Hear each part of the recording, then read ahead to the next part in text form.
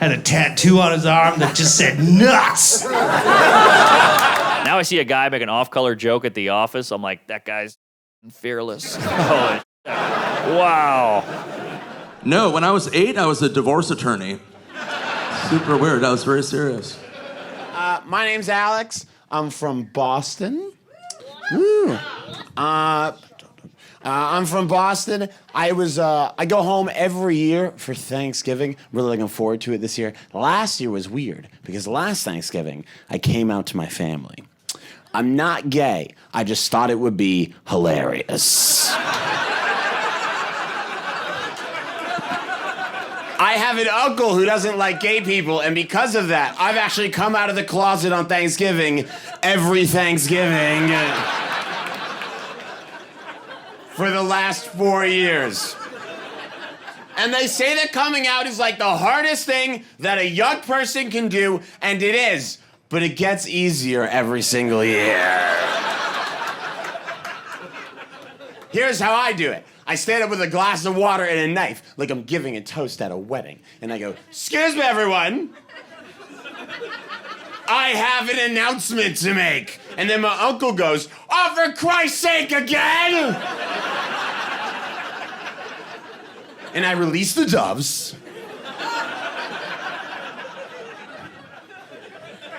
I do my musical number. I throw the glitter. It's part of the meal now. Do you know what I mean? It's part of Thanksgiving. It's part of the ritual of Thanksgiving. It's part of the... People expect it. Like the turkey comes out. The potatoes come out. I come out.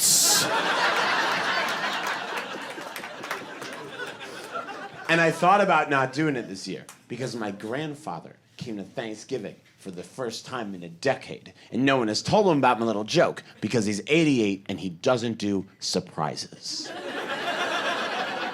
Do you know how some older folks just do not do surprise? Like, my grandfather hates surprises. It's not even like an old person thing. He's always had surprises. And it goes back to, like, the first time he was surprised. He was 16, and he was asleep on this boat in Pearl Harbor. And since then...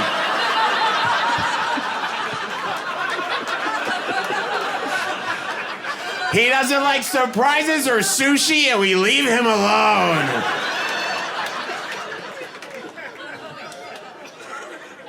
And I thought about not doing it, but as soon as it was announced on the family WhatsApp that he was coming, all of my cousins texted like, "Are you gonna do it this year?" And I'm like, "You bet your butt I'm gonna do it this year."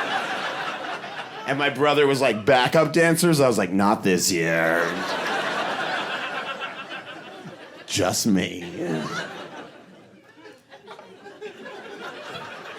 If you want to know how it went down, here's how it went down. We're all sat around the table. It's me, my family, my grandfather, and my best friend from college, Michael. He had nowhere to go this year for Thanksgiving, so I invited him. And as I stand up with a glass of water and the knife, I realize he has no idea what's about to happen. And the look on his face is pure confusion. But I'm on a mission, so I'm like, "Excuse me, everyone. Excuse me, everyone." My uncle's head drops. "Excuse me, everyone. I have an announcement. Michael and I have an announcement to make."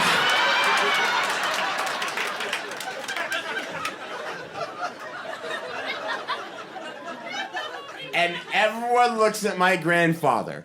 Everyone, except for Michael, who's excused himself to make a phone call real quick. Everyone looks at my grandfather, and my grandfather crosses his arms, and he looks around the table, and real loud, he just goes, "I've known since he was 9 years old." I went camping, and I opened a bag of peanuts. You ever notice when you open a bag of peanuts in the woods, chipmunks come out of nowhere? Chipmunks love peanuts. They get fucking excited about peanuts. I opened this bag of peanuts. 3 chipmunks came out of nowhere, formed a semicircle around me. They locked their tiny little arms. They started swaying and singing.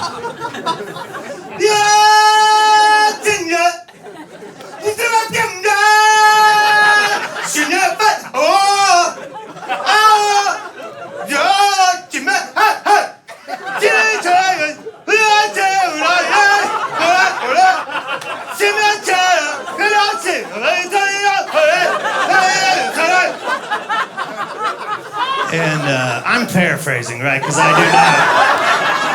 do not speak chipmunk. The one picked up his tiny little paw and he pointed right at me. And he said, "You, sir, are gonna give us some of those fucking peanuts." What a foul-mouthed little rodent that guy is. He was the leader, though. You could tell right away. He was wearing a little bandana.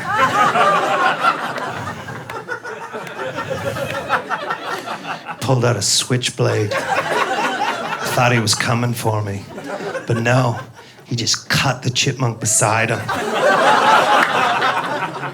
Just to show his dominance. He stuck his paw on the wound, drew blood on his face, never losing eye contact with me. Had a tattoo on his arm that just said, "Nuts!" Here's the thing, they shouldn't even know what a peanut is. Peanuts are not indigenous to North America.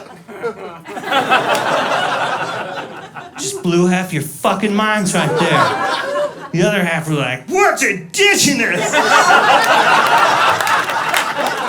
Here's what happened. One time, one place, a rogue chipmunk wandered way out into the forest. And a camper left an errant peanut just lying on the ground. They had a good weekend, him and his family.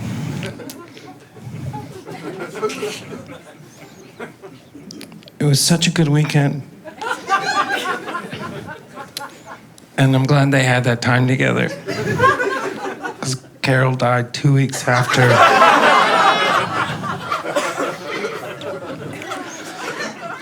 She was intensely allergic to peanuts.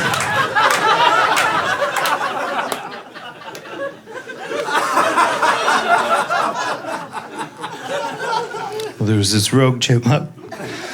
He found this peanut. He pressed it up against his velvety lips. Shh. You don't know. You weren't there. And the salt ran down his throat.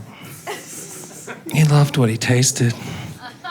He wanted all his friends to know, so he ran home as fast as he could, and he changed his Facebook status right away. He was so confused at what to say, so much emotion pouring through him. He just wrote, "Peanuts!" all in caps, yelling it to the world!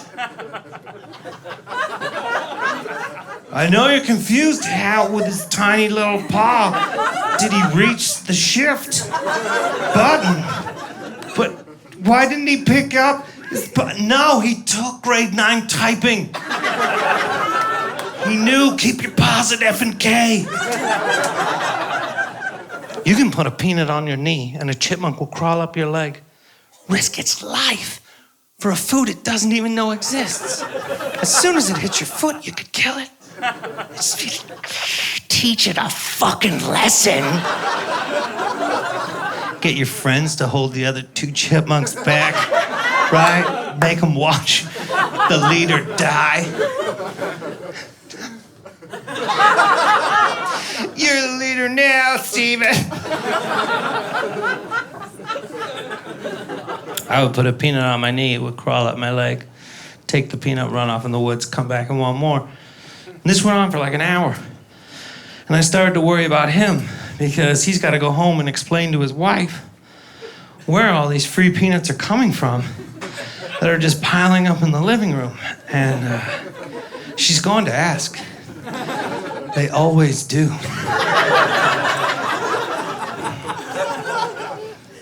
And he's gonna be like, hon, this is what's going down. You're not gonna believe it. There's a guy in the woods. What? Well, I don't know his fucking name. Can I just for once finish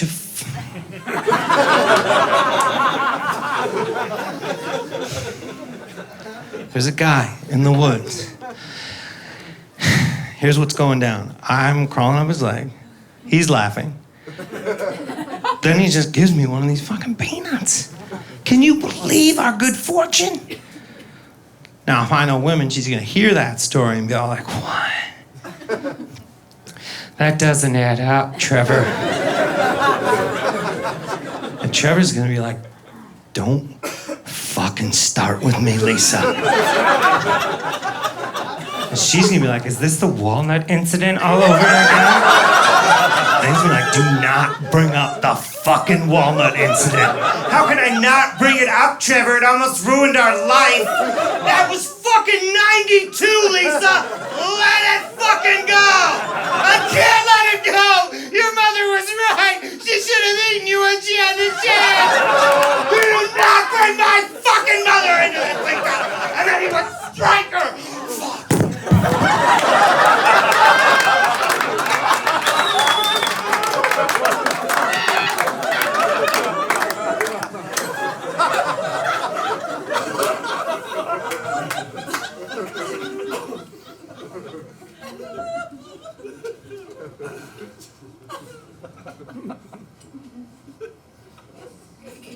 Lisa tried to hide the bruises, but she quickly found out it's so hard to apply makeup to fur.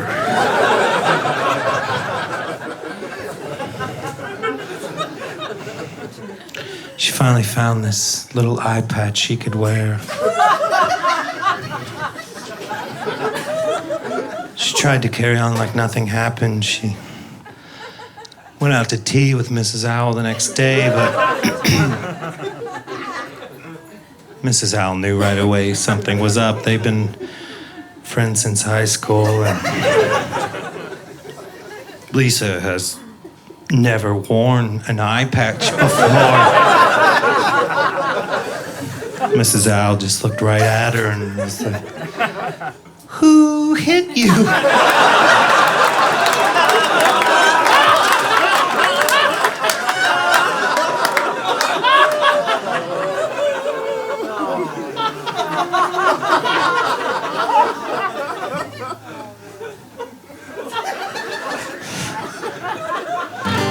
I know a lot of you are like, I hope that chipmunk joke is over.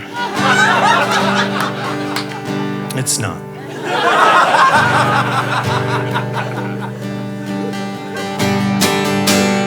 This is the ballad of Trevor and Lisa. It can melt a cold man's heart. She cries so much, she'll only go out when it rains out. And as for Trevor, he blew his tiny brains out. And a wolf came along and ate his dead carcass. Well, guys, don't be upset at the wolf, right? Because he did not know the story.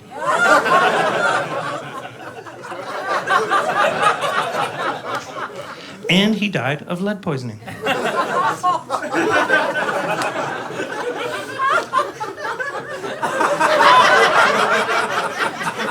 Okay.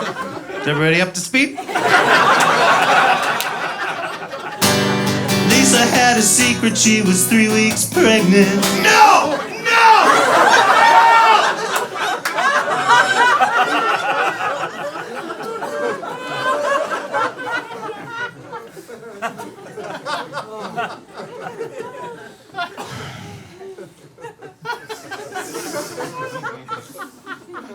Guys, I did not know that when I wrote this.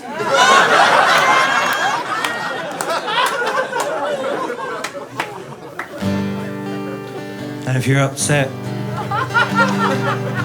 go home and Google the gestation period of a chipmunk. 3 weeks. She is very far along.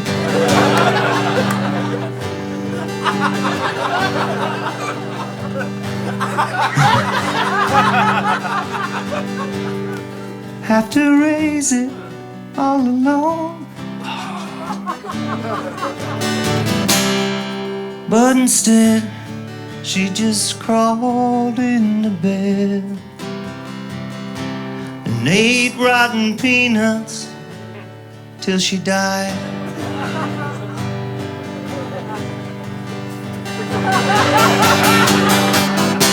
So don't feed the wildlife.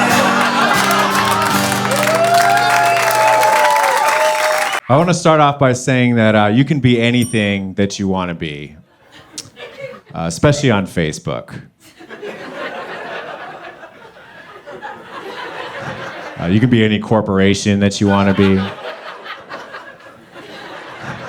This is on Black Friday a few years ago. It was always crazy. Some companies were starting to make their employees come in on Thanksgiving. They started moving Black Friday up to Thanksgiving. And then other stores, they decided they were going to stay closed on Thanksgiving so their employees could have the time off. Like TJ Maxx was one of those stores that stayed closed. And I was on their Facebook page and I saw someone wrote them like a negative message about this. Like this person, Trey, is like, boo, you should be open tomorrow. It's just another day. So I made a Facebook page that looks just like TJ Maxx and said, we'll be open for Thanksgiving, but only if your house is too. He's like, I'm reporting who made this rude TJ Maxx comment to me.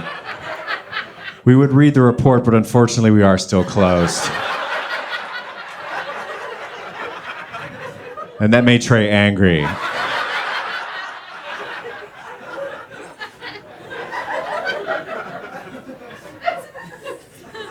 right, now this is the Macy's Day Parade. This is the same year. On the Macy's Day Parade, it featured a kiss between two women, and they aired it on TV. Now this is the same Trey that we just saw writing to TJ Maxx, writing to Macy's now, saying being G... is unnatural and not okay. It's okay to be gay, and it's okay to be Trey. Love yourself. It'll all be okay. Trey, we're still closed. He's like, Macy's and TJ Maxx are related? We're gay lovers.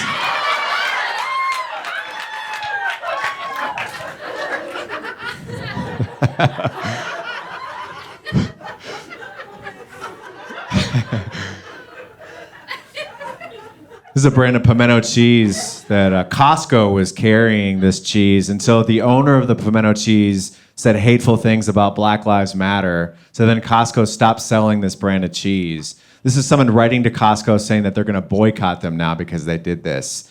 So I responded as Costco and said, well, we're sorry to hear you're boycotting us. We hope you have a better experience with Kraft, Philadelphia, Cabot, and the many other cheeses. And they wrote back and said they've been a loyal customer for over 20 years.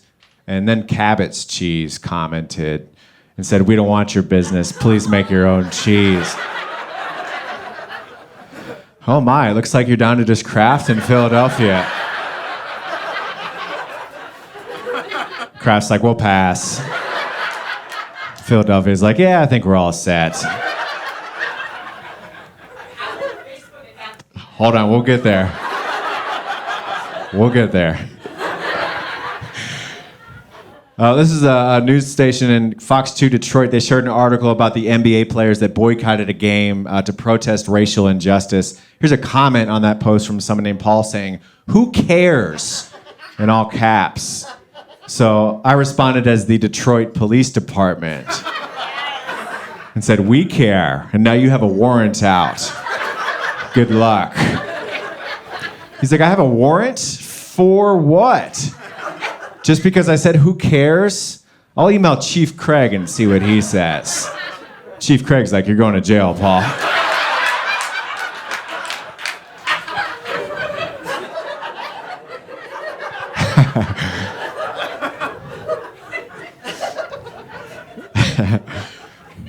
You may remember this happened a few years ago.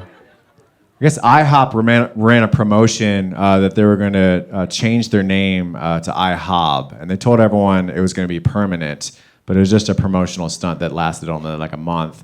But they ran a contest and asked people to guess what the B stood for, and people all assumed, yeah, it's breakfast. It's International House of Breakfast. Then IHOP came out and said, no, it's actually burgers, and people lost their minds over this. They're writing to IHOP. This person, Dwayne's like, fire your CEO immediately. This name change is the dumbest thing I've ever heard of.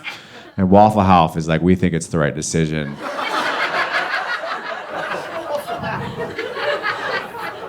If you need a cigarette, talk to your server.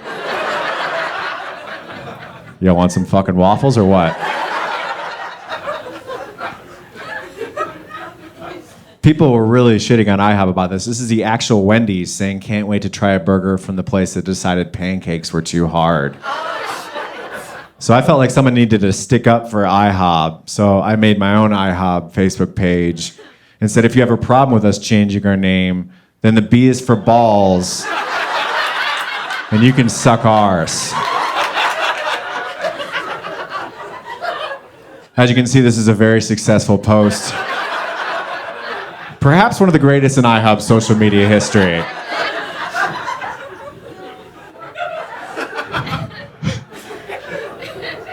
People wrote on IHOP's page, this person said, I heard Denny's management and staff celebrating all day, and now they're out of meth. Celebration over. Like, what are you, 16 years old? That's the least professional answer possible from someone supposedly representing IHOP. Our family will never dine at IHOP again. That's because your family will be dining at IHOP.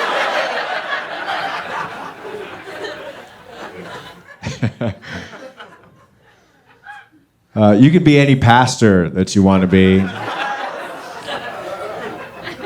This is megachurch pastor Joel Osteen. One of the richest pastors in the world, also doesn't ever help anybody out at all. Keeps all his money. He has a huge house. He preaches in front of a giant globe. He has tons of people watch him on TV. He has a huge following on Facebook, and people write to him like this person who said they're requesting prayer for their marriage. So I made my own Joel Osteen Ministries Facebook page. And I responded and said, unfortunately, your Joel Osteen prayer request account has not been activated. In order to activate your account, you'll need to add a monthly donation of $24.99. That gets you access to 3 prayer requests per month.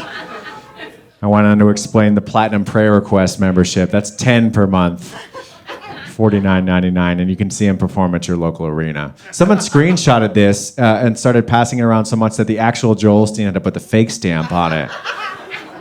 And then his church put the fake stamp on it. Snopes even picked it up. False. So I had to make my own Snopes page. True.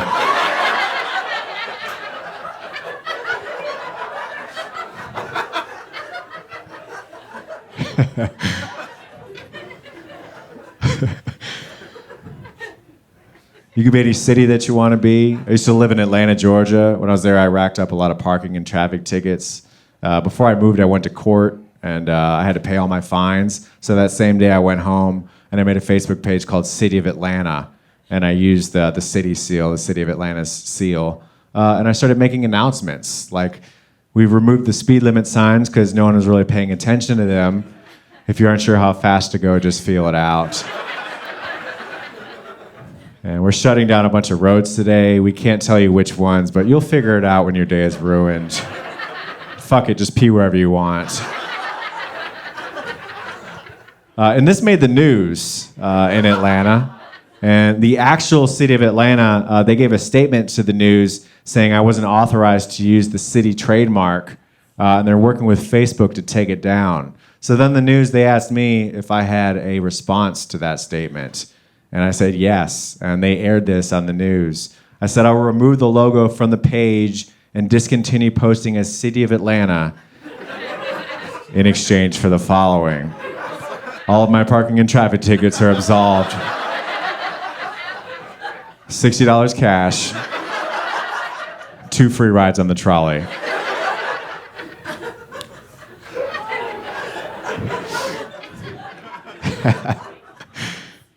Man, I hate flying. You know, they let you pick your seat on a plane. I think I'd rather pick the person I'm sitting next to. I don't really give a shit where I am on the plane. It's like a 5-hour relationship. Make it more like a dating app. Obese Nazi with a service dog? Swipe left.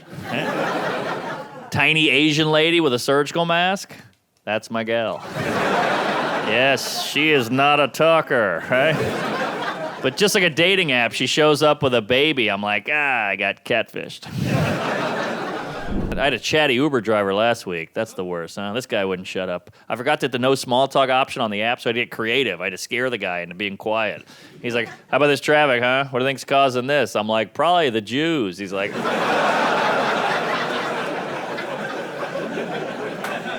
One of my friends is like a beer expert. You know, he's like, we gotta go to a brewery. I'm like, why can't we just go to a bar? He's like, it's fun. You can see how it's made. I don't care how it's made. Look, I like porn. I don't need to go to a broken home.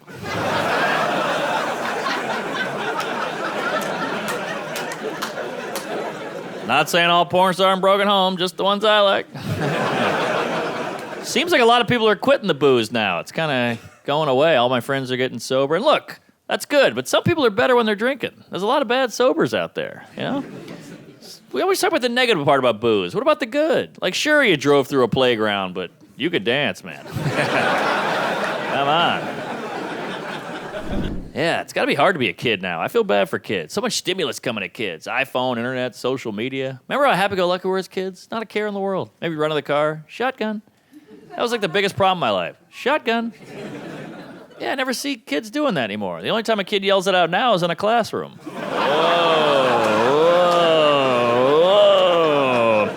School shootings, what a bummer, huh? The great American pastime, yeah. School shootings are like the menstruation of America. Happens about once a month, it's bloody, and every kid goes, well, I guess it's my turn now. Oh, I know, they're bad. You guys ever get down on your knees and thank God you're not a pedophile? They didn't choose that. They got dealt a bad hand. We're extremely lucky. We should be grateful. Think about how close we all were. When I was in 3rd grade, I was attracted to 3rd grade girls. Now I like adult women. When I was in 3rd grade, I liked grape juice. Now I like red wine. But I still like grape juice.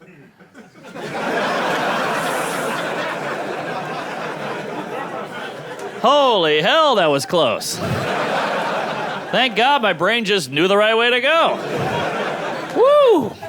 I just watched a documentary on pedophilia with my friend. My friend goes, oof, I could never have sex with a kid. They're so annoying. I was like, that's it, huh? That's the thing that's holding you back? You need a better reason than that, all right, buddy? It's like, hey, what happened to Greg? He went to prison. Why? He met a really cool kid. That checks out. One of my best friends is gay. He's obsessed with straight guys. That's like his thing, you know? He's like, I love flipping a hetero. He's like, you know how hard that is? You know how hard it is to go out every night, see a bunch of people you want to have sex with who don't want to have sex with you? I was like, that's exactly what it's like being a straight guy. What the hell are you talking about? I would argue it's just hard for me to sleep with a woman as for you to flip a hetero. He was like, nah, you have no idea. You got to take him out for hours, convince him. Yeah, same here. He's like, no. Even if you do pull it off, which is like a miracle, they feel horrible after. Yeah, same thing. We went back and forth for hours, arguing about this all night, back and forth. Eventually, I woke up at his place.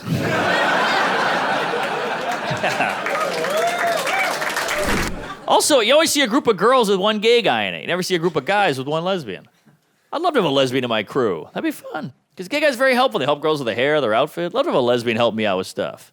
Now you're like, crap, the car won't start. She's like, I got it. Yeah, you flooded it, you pussy. We're so obsessed with words now. It kind of shows how good we have it. We've got to focus on words, you know? Like, in the 70s, it was all about actions. Like, if you want to show you're brave in the 70s, you had to jump over 12 buses on a motorcycle. Now I see a guy make an off-color joke at the office. I'm like, that guy's fucking fearless. Holy shit. Wow. I told an abortion joke recently, and a woman approached me. She was like, hey, that's very insensitive. I've had an abortion. You shouldn't tell jokes like that. I was like, whoa, hey, sorry. I just told a joke. I think what you did was much worse.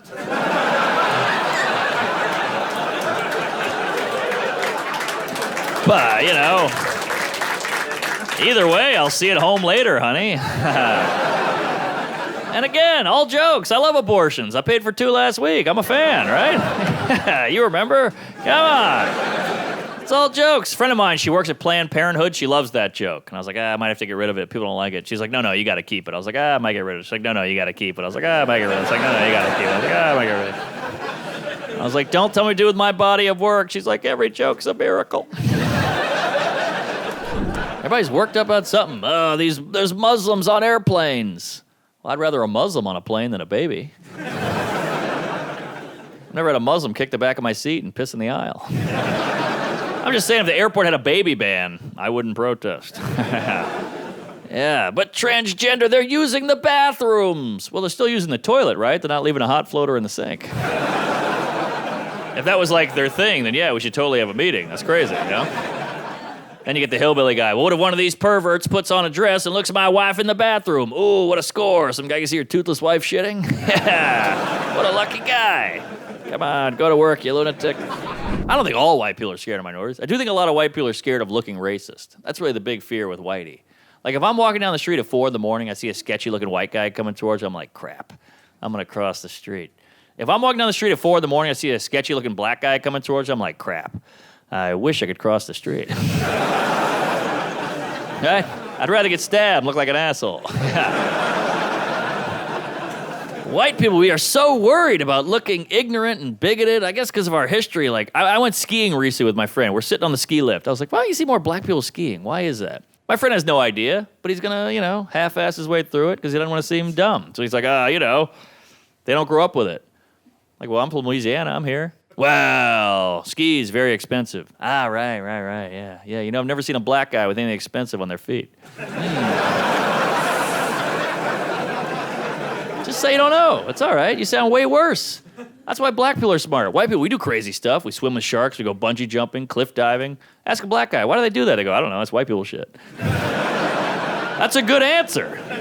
Because I think generally speaking, when it comes to sex, I think men are a little more constant. Men like boobs, but we like boobs across the board. Boob in the bedroom, great. Boob on the bus, also great. Okay?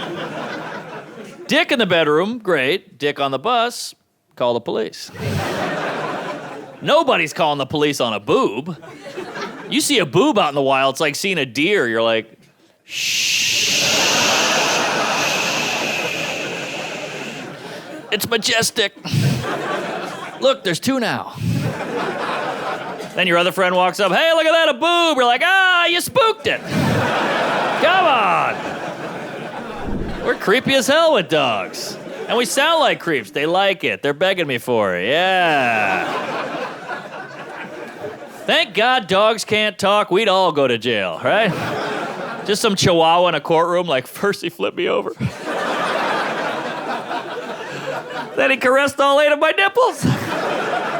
Then he slapped me on the ass repeatedly and said, you're a good girl, good girl. Oh, God. We harass dogs all day long, and they're perfect harassers. They can't talk, so they'll never report you. That's why they're man's best friend. Also, dogs forget stuff after like 2 seconds. You can stick your finger up a dog's ass and be like, well, that was weird. Frisbee! Because really, when you break down our relationship with dogs are shameless whores, aren't they? I mean, they're like gold diggers. Look at the deal we've cut with a dog. Like, all right, Pooch, I will house you and feed you, but I get to touch you whenever I want. Dog's like, what are you kidding? That's fucking amazing. I'll do you one better. When you come home, I'll hump your leg. I'll lick my balls in front of you. And when you have sex, I'll watch. That's fair. And cats are the exact opposite. Cats are like sexual assault victims. They're all nervous, skittish, head on a swivel, huh? You touch me, I'll fucking cut you. I'll cut you, motherfucker.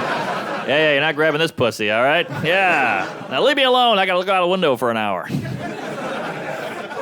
One time, me and my girl were watching the news. There was a whole thing about a CEO harassing his employees. She's like, can you believe this creep? Grabbing women's asses, whispering dirty stuff in their ear at work. I was like, yeah, it's crazy. Then we got home later in the bedroom. She's like, can you do that stuff from the news to me? I was like, I thought you hated that. She's like, I hate it. He does it. If you do it, it's hot. Huh. So you hate harassment unless you like the guy, then it turns you on. That's fascinating. I don't think other groups like black guys get harassed by the cops, but at night they're not like, come on, pull me over. Yeah. Yeah, tase me, bitch. Yeah. Interesting. Yeah, my gal, she likes being insulted in the bedroom, which is cool, but nobody tells her that not all insults are sexy. Had to learn that the hard way. Yeah, we'd be having sex. I'm like, yeah, you whore. She's like, yeah. I'm like, yeah, you slut. She's like, yeah. I'm I'm like, you're a bad driver. She's like, what? I'm like, that's the one that bothered you? Weird. She's like, you really think I'm a bad driver? I'm like, sorry, you dirty skank. She's like, thank you. Yeah. Yeah, sometimes I'll try to hook up, and she's like, I can't have sex and I don't feel sexy. I can't have sex if I don't feel sexy. Wow, if that was the case for me, I'd still be a virgin. I've never felt sexy my entire life. The whole concept of sexy is very arbitrary. You know, your girl comes in, I'm wearing my sexy leopard print underwear. Well, when did we decide leopard was the sexiest animal print? I don't know, nothing says sexy underwear to me like yellow and brown spots. In that case, I'm wearing my sexy underwear. It's a rare jungle cat called the skid mark. I like babies. Babies are fun. You know why babies are great? Because they're not evil yet. There's a million douchebags out there, but you never assume that baby will become one. Isn't that nice? That's why no one ever goes up to a pregnant woman, rubs her belly, and goes, ooh, this one's gonna suck. No, it's all up. It's all potential. It's all positive. Oh, it's kicking. Might be a pro soccer player. Right? It's never like, oh, it's kicking. Might hit his wife. Statistically, way more likely than a pro soccer player, right? Plus, it's already hitting a woman. Not even out yet. Yeah. I don't know. I got to figure something out. Being in a relationship is always tough, you know. I've always had people say weird stuff to me like, Mark, you're a comedian. Must be a great boyfriend. Why do you say that? Well, women love funny guys. All right, well, you're taking the one singular positive aspect. If you do it with any guy, they could seem like a great boyfriend. Serial killer. Take out the killing. This guy's organized and cleans up after himself. Terrorist. Take out the terrorized. This guy's passionate, loves to travel. Child molester. Take out the molesting. This guy's got a van and can't wait to start a family. I remember I had a one-night stand once. Went great, fun night, hanging out. But during the sex, she did a new one I'd never seen before. She acted like a 4-year-old. You ever come across this? We'd be having sex. I don't know where she'd be like, you know, if you want to, you can pull my hair. I was like, all right. Then we keep going, you know, if you want to, you can slap my ass. I was like, you got it. And I keep going, you know, if you want to, you can choke me. I was like, I do. Well, and we finished. We had a great night. We're laying there, and I was like, you know, if you want to, you can leave. She didn't care for that one. I thought the timing was perfect, you know. A lot of girls get mad about the whole leaving thing, but it's nothing personal against you, lady. I'm just a weirdo. I'm in my head. I'm a nut. I'm an introvert. I got to get out of there. A lot of girls get mad like, what, do you just bang me and leave? Well, yeah, this was a long night. I've been trying to win you over like 9 hours. I'm exhausted. There were 5 guys at the bar hitting on you. I'd outcharm them, be more interesting, be conversational, be funny, be on all night. She was like, what? You could have just been yourself. I'm like, what are you, fucking stupid? Be myself? What? I'm an idiot. If I was myself, I'd be like, hey, you fat whore, let's fuck. That's not gonna work. So I was just a bit distracted during that bit.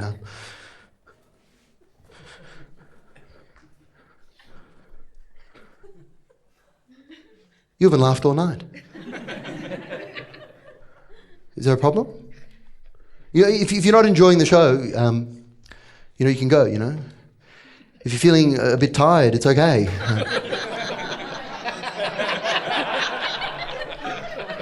You can just leave, you know, it's okay. Whatever. I'm just gonna do my. I'll just ignore that. We're all having a great time. You know, we're in the laugh part of the show. I'm just gonna continue. I'm just gonna do my building mime sketch. Maybe I should just go. Who does this idiot think I am? I'm a doll. I can't just get up and leave. Unless. Excuse me. Person sitting next to me, are you able to stand up, pick me up, and take me outside, please? It'll only take a minute. I know you can hear me. So what are you doing?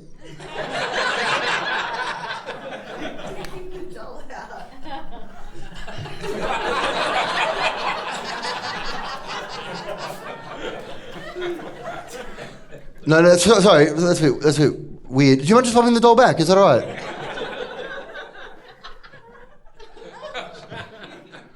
Yeah, thanks. Yeah. Thank you. Just gonna go back to my building mime sketch. Oh back down. I've got to get out of here. We were so close. You're doing so well. You can do it. Come on, let's go. Come on. That's right. I need you to stand up. So what's going on?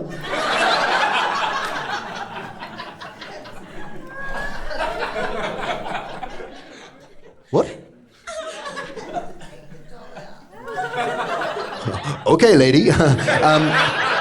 No, I need to pop the doll back. Sorry, yeah, that's a bit weird. It's a bit distracting. Yeah. And I need the doll for the bit. Okay, so yeah. We're filming the show, so can you not? I'm just gonna go back to my building mime sketch. Are you serious? Don't listen to him.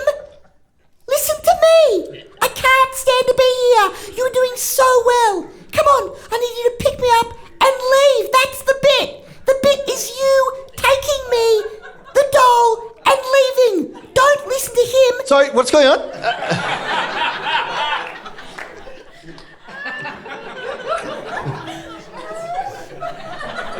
She has to go, does she?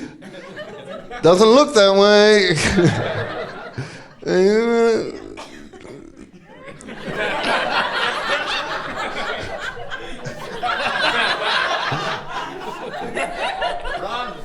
Oh, right. Hey, come back. Hey, stop.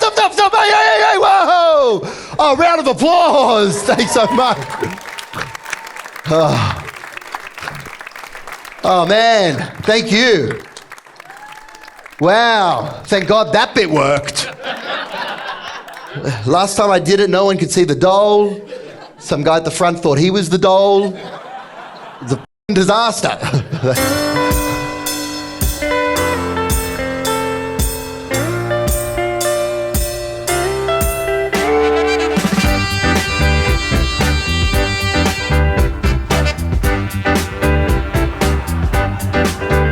I'm a small man. I'm a small man. Oh, yeah. I'm a small man. I'm a small man. Thank you. Thanks so much. Thank you.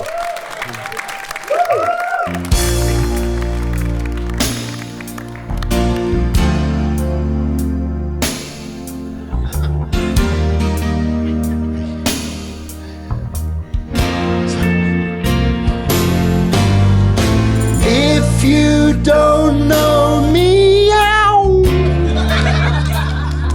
you will never know me.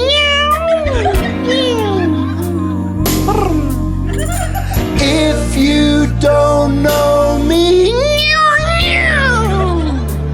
I'm 37. Never know me. I used to be a lawyer. People would come to me for legal advice. The cat ears are gone, the small man costumes come off. So let's welcome back to the stage, Josh Glanc.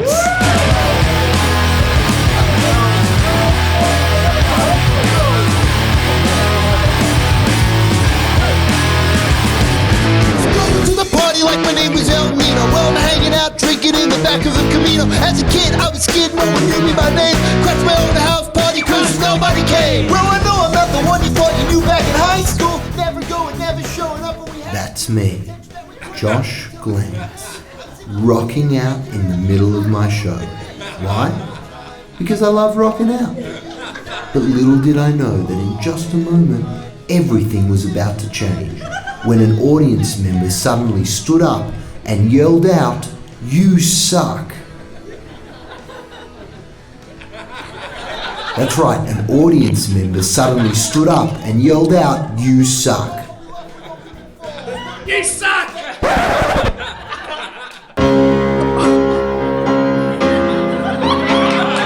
Oh no, why'd I scream that out? Why'd I tell Josh he sucks?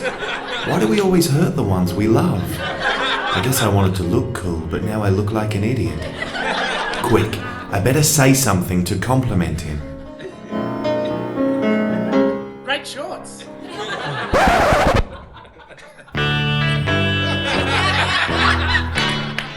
Oh, that was really nice. So why did they insult me before? Does this audience member like me or not? It's so hard to tell sometimes. On the other hand, it can also be really obvious when someone isn't enjoying it. Why the hell's he pointing at me? I'm enjoying it. Well, thank you. I'm not. Come on, I just still like... can't believe I screamed out, you suck. No, it's all right, mate. Don't worry about it. I think it's all right. It's alright, it's a bit weird. I wonder if he's single. It's a bit Quite I liked liked it. the bird bit. I definitely like those songs. It's not my cup His of voice tea. is I wish there actually was more really about good. trucking. I wish he'd take his top off. I wish he'd take his I top thought off. he'd take his top When's off. he going to take his top off? I thought he'd take his top Is he off. going to take his top off or not? That's why I came. Why hasn't he gotten it off yet? I wish everyone would start the chant, take it off, out loud. Wouldn't it be great if everyone chanted, take it off, take it off? You want me to take it off? Is that what you want me to take it off? Is that what you want? Is that what you want? Right there. There you happy? There you happy? There you happy now?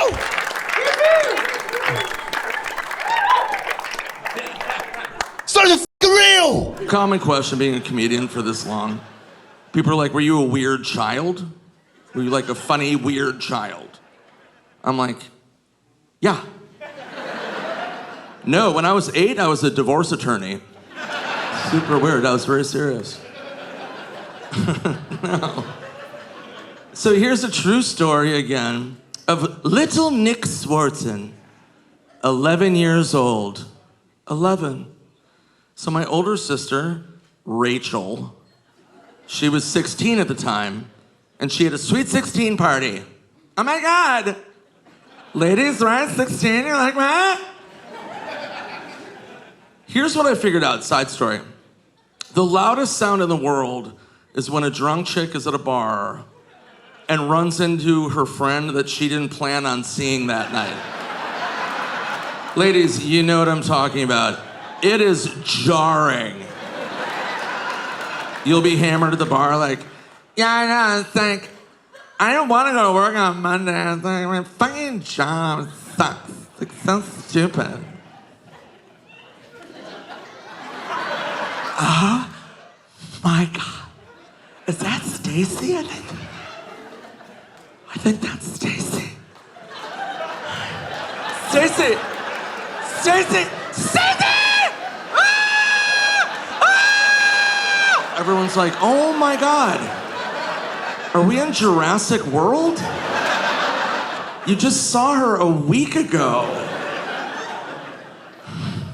So anyway, back to my stupid sister. She has her sweet 16 party. So again, I'm 11 years old. I'm like, what do I do in this scenario?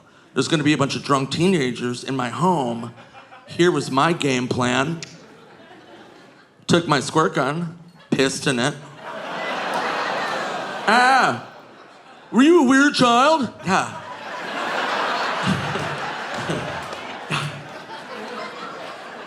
So I went around and sprayed drunk people in the face. Yep. And they had no idea. They thought it was water. They were like, Nicholas. So here's the mistake I made. Everything was going great. And I made the mistake of telling somebody what I had done. My sister's friend, Kristen, she goes, oh my God, Nicholas, that's so funny. You're spraying people with water. And I was so cocky. I'm like, it's not water. She goes, what is it? And I go, it's pee. Right at that moment, Greg, the quarterback from the football team, rolls up. I'm like John Wick at this point. I'm just like,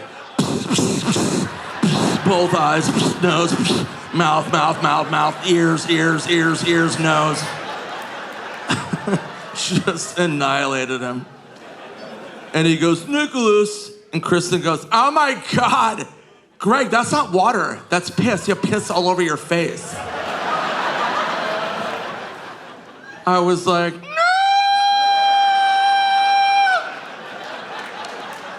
Again, I'm 11 years old. He tackles me, pins me down, unloads all the piss gun in my mouth. My own piss in my mouth. Yeah. It was horrible.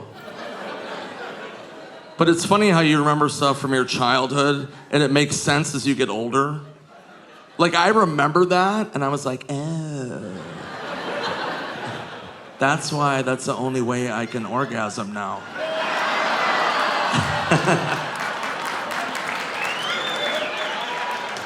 First part of that story is true. Second part is not. So I'm sure you guys are like, Swardson, that had to be the last time you had your own piss in your face. Nope. Here comes story number 2. Again, a true story.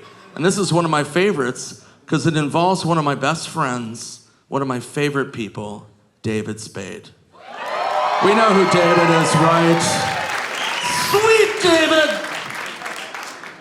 So he calls me up one time and he goes, hey, buddy, what are you doing? I go, nothing. What are you doing? And he goes, nothing. I'm going to a concert tonight. You want to go? I'm like, yeah, who is it? He goes, Def Leppard and Bryan Adams. I'm like, that's the most David Spade concert I've ever heard of in my life. But I go, yeah, how are we getting there? And he goes, I rented a helicopter to beat traffic. I'm like, okay, that's weird. So we go to the airport, it's me and David's date. Beautiful supermodel, beautiful. Very tall for David. No, it was awkward. She was like 4'3".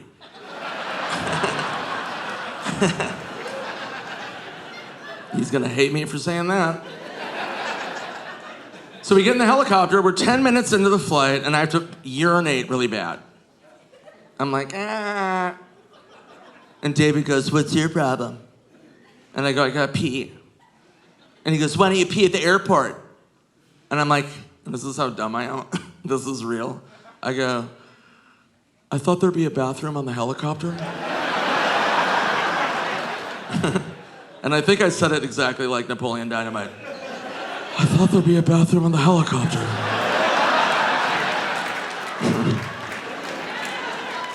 So he goes, there are no bathrooms on helicopters. I'm like, I don't know, I'm not part of a Channel 5 fucking news team doing traffic every day. I've never been on a helicopter. Sorry, Magnum PI. So he goes, well, I don't know what to tell you. Piss out the window. So he was not serious. This guy, I don't know, thought he was serious. There was like a sliding window to get air. I fucking saddle up. And I go, TT, here's how dumb I am again. And I'm not lying to you. I thought pee would just go like that. Like a drinking fountain stream, it would just go pee. Travel tip, everybody, it doesn't do that. Yeah, here's what it did.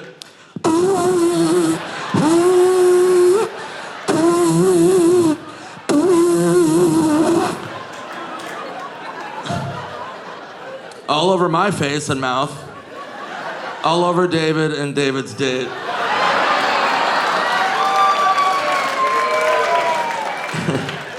And David goes, what the fuck? And I go, you said piss out the window. He's like, I was joking. You can't piss out of a helicopter.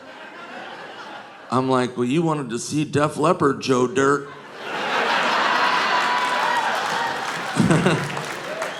And that's the only way David can orgasm now.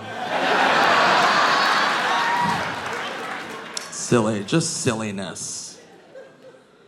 But yeah, I hate flying. I have to fly a lot. I hate flying. My friend the other day is like, hey, have you ever been to Bali? I'm like, no. He goes, you should go. It's beautiful. I'm like, okay, what's that flight? He's like, it's like 21 hours.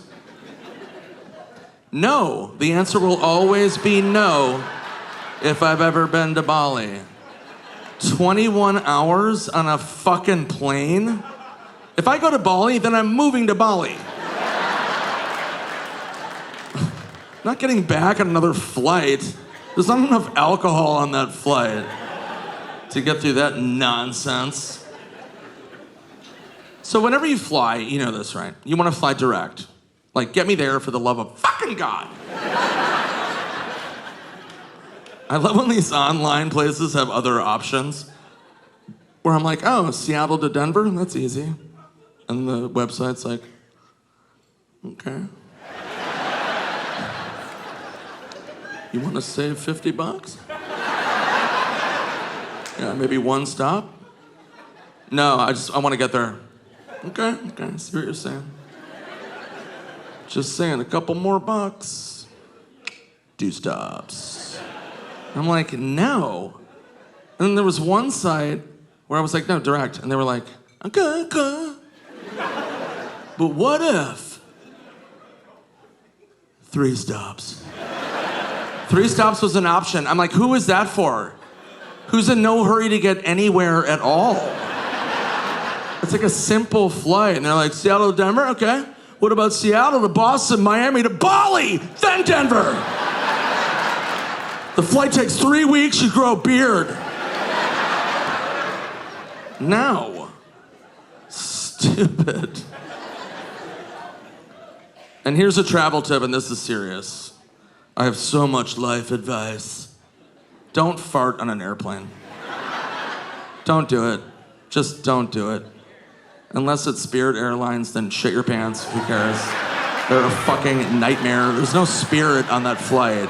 It's just dead souls. Miserable. So if you have to fart on a flight, okay, I've solved it. Here's what you do. You let it build. You know when you feel it, you're like, oh. Let it build, clench, and push it forward. Yeah, clench, push it forward until you're with child.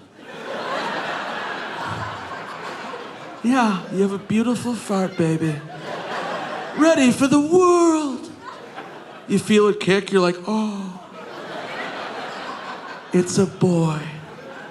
Then you go into the bathroom, take your pants down, sit on the toilet, press flush. You know how violent those airplane toilet suctions are? So violent. You just sit there and flush. It's like...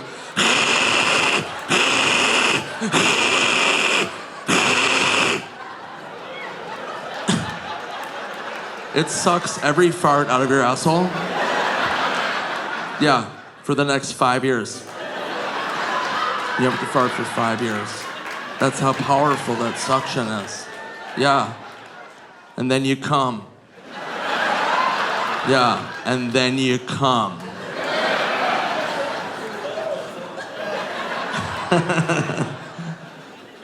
So I thought those flights were stupid. Then there's a flight to Mars. I don't know if you've heard about this. It's a real flight to Mars. The planet. Mars. They want to get over and colonize Mars because they found water that's frozen. Okay, yeah, we better get over there and figure skate. I don't know what the fuck's going on there. They found frozen water. They didn't find like a Buffalo Wild Wings or something. Where I'd be like, I might do that. Yeah, the game's on. The flight to Mars takes 4 months. 4 months. I'm pretty sure it's one way, by the way. That's dicey right there. You're done figure skating, you're like, okay, I want to go home. Nope. If I had to do a flight to Mars for 4 months, I would need a bar of Xanax the size of a canoe. There'd be the whole seat next to me would be a bar of Xanax, and here's what I'm doing.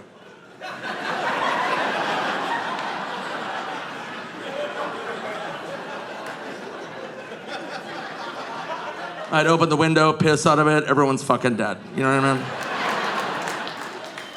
Yeah, no thank you, Mars. If anybody here is listening from Mars, nope.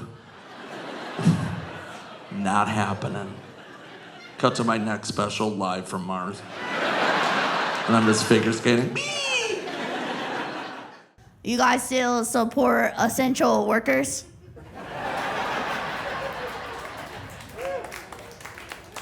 Of course, I'm talking about the brave men and women who started an OnlyFans during the pandemic. And that was me. So you can bang your pots and pans now, bitch.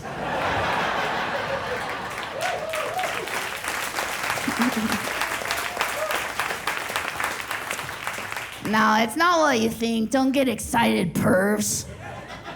Don't get excited, you little pervs.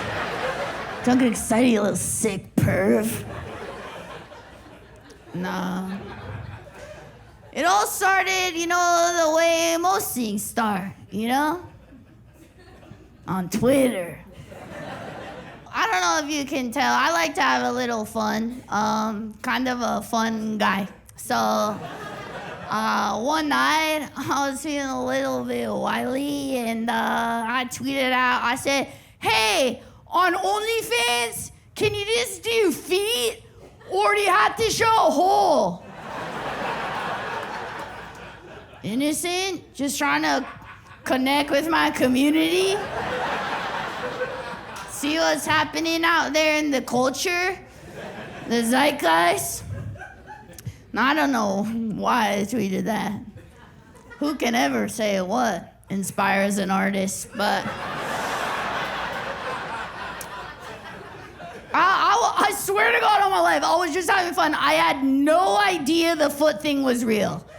No idea. I tweet that out, leave, come back, and then something crazy happens, crowd. 1 retweet, 2,000 retweets, 10,000 retweets, 50,000 retweets and counting. And I said, hey. I said, hey, what's going on here? What is going on here? What in tarnation is going on here? And I looked in those replies,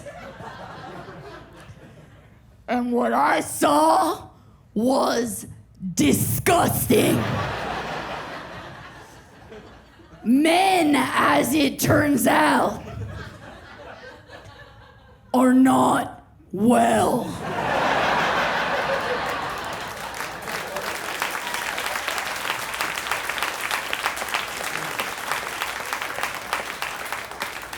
I looked in those replies and I was like, I subscribe, bitch. I come on your feet, bitch. I subscribe.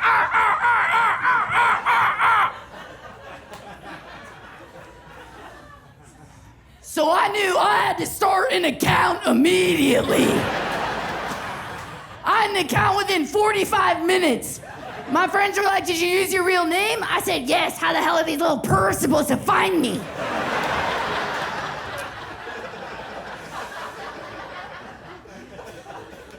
But as many of you know, I'm an honest gal. So I wanted to be straight up from the jump. Honest. Because that's how you create longevity in business. By being an honest Abraham. So what I did, I made the title of my OnlyFans, Blair Socci, ankles down, no hole.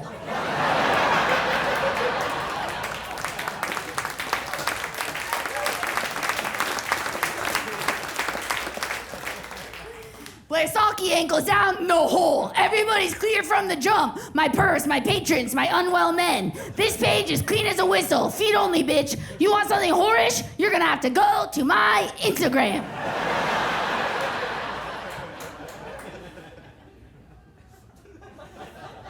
But all these men started subscribing. Money was raining down on me.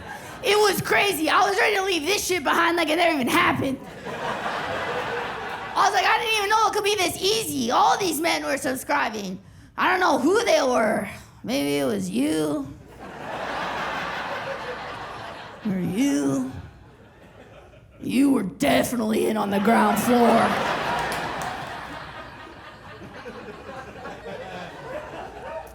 But remember, this all happened happened within 45 minutes, so I was going in raw, bitch. These were unpedicured feet. I still had hair on my big toe. And I just cannot ever imagine purchasing something without viewing the product first. Men, as it turns out, not smart consumers.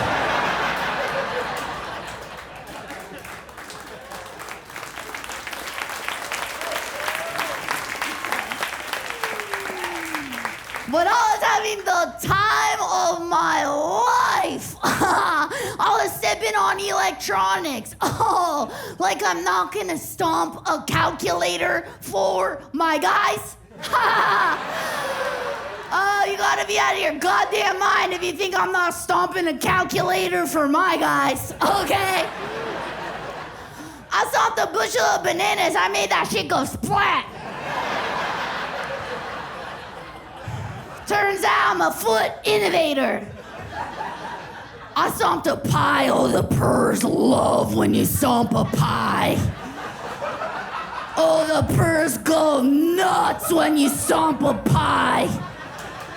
The purrs go fucking berserk for a pie stomp.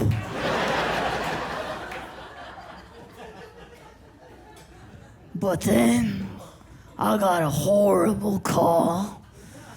A call that will stay with me till my last dying breath. And it was my agents.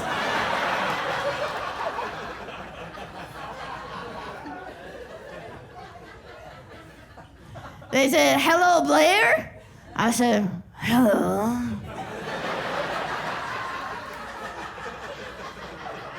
Agents. And they said, Blair, do you have an OnlyFans called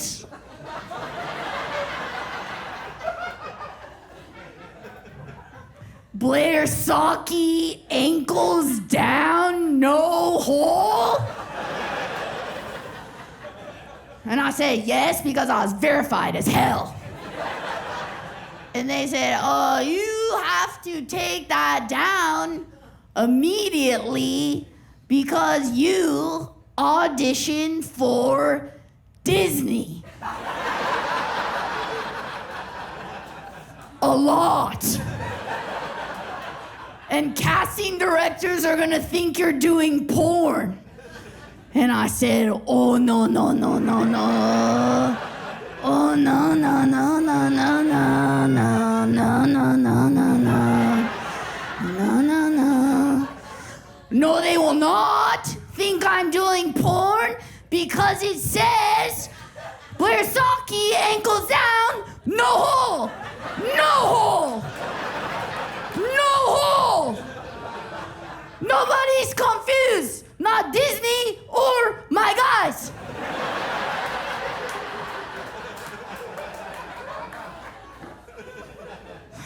So then I was forced at gunpoint to take it out, to take it down after 24 hours.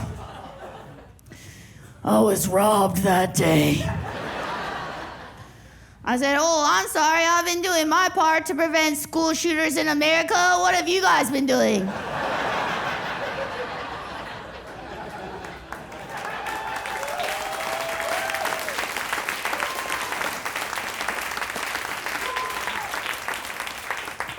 Yeah, I would have done 100K in 3 months. Bella Thorne would have been crying because there's a new bitch in town. Now the only thing I have left is just to like randomly once in a while show my feet on my Instagram just to as a nod to my guys to be like, yeah, I miss you. I miss you. I see you. I'll never forget everything we shared. We were all robbed. Well, guys, I'm excited. My wife and I recently celebrated our 2nd wedding anniversary. Thank you. Still early enough that you can feign excitement. Appreciate it. She and I have an 18-year age difference between us. My wife is 68 years old. So funny, I don't get it. Love knows no bounds. No, of course she's 32.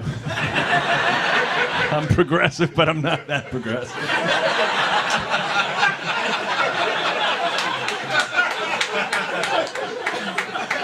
Because of the age difference, situations arise. Like I remember when I first met her oldest brother. My wife is the youngest of 5. When I met her oldest brother, he sat me down to have like a stern talking to the older brother talk. He's like, listen up, take good care of her, okay? But he himself is 10 years younger than I am. So he's like, yeah, I will, and I'll take good care of you too. Like, you'll all be taken care of. Because of the age difference, I have friends who feel that it's appropriate to present me with basic math problems. They'll say things like, dude, do you realize you're 50? That means if you have a kid now, when that kid is 10, you're gonna be 60. Yeah, I do know what 50 plus 10 is, thank you. If I didn't know that, I wouldn't feel equipped to bring a child into the world. Like, until you spoke up, my plan was to have the kid, wait 10 years, and see how old I was.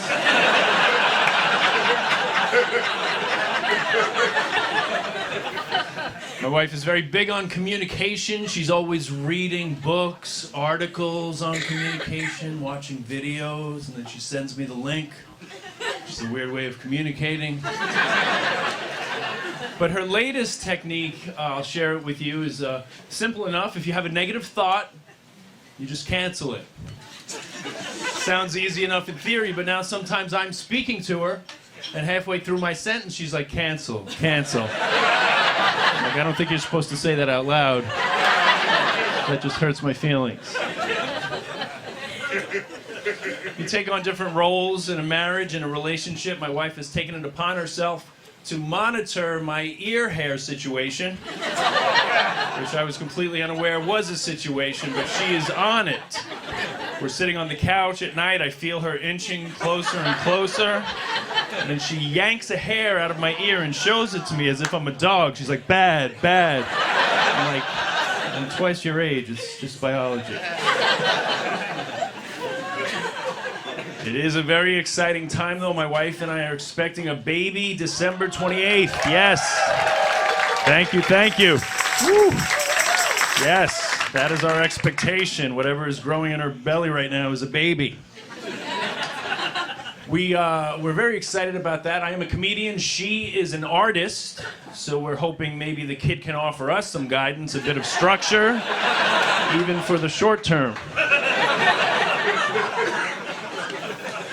Very exciting. We haven't picked a name yet for the child or a nationality. I understand Canada has free health care, so we might make a special Christmas trip up there and come back with an immigrant baby. Free of charge. I love America, but I also love free health care. So we've been discussing baby names. Right now our list is Logan, Kendall, Roman, and Shiv if it's a girl. We're binge watching Succession on HBO, so it could change in the next month. We'll see what we're watching late December. At least it wasn't last month. We were watching Peaky Blinders. The list was Polly, Tommy, and Aberama Gold. But, it's very exciting. I feel somewhat anxious, trying to be a good partner. My wife is somewhat hormonal. She's in her 8th month of pregnancy, so I'm navigating that, figuring out when she wants to hear my opinion versus when she wants to hear her opinion in my voice.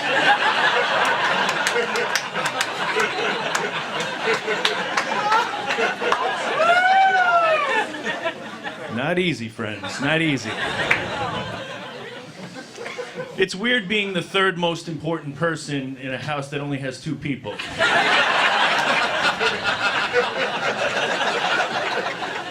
Oh, so what am I gonna do, folks? Life as we know it, changing forever. We have a very good thing going. My wife and I, we watch British crime dramas, that's our thing. No judgment if you like American, but we prefer the British. find it much more British.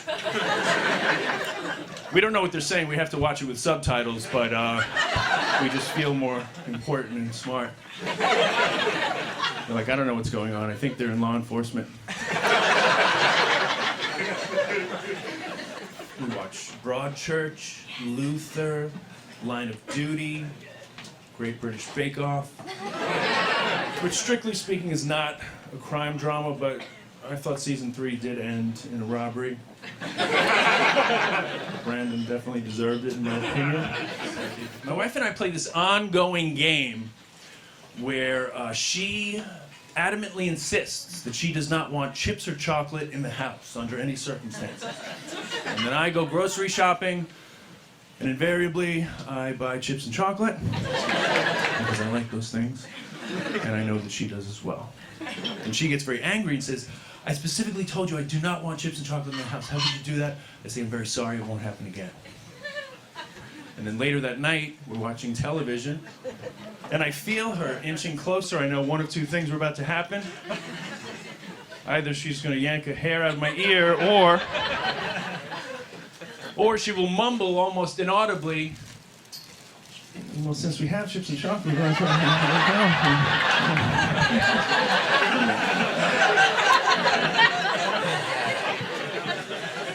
And then I go into the kitchen and fetch the chips and chocolate and lay them out before her, and then she starts to snack like a happy little squirrel, and she's like, this can never happen again. I'm like, it won't happen again. But it will happen again. That's the way the game is played.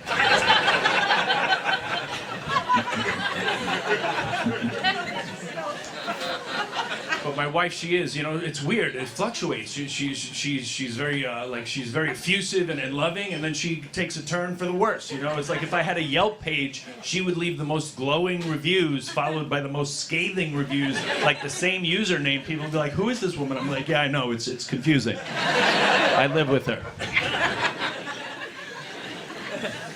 She is 8 months pregnant, so she's got like a bit of a waddle. She's almost like the sheriff. She comes walking in, kicks the door open. You pick up them cleaning supplies we talked about? Yeah, Sheriff, I sure did. I picked them up. I don't want there to be any trouble. Nor do I, Sheriff, nor do I.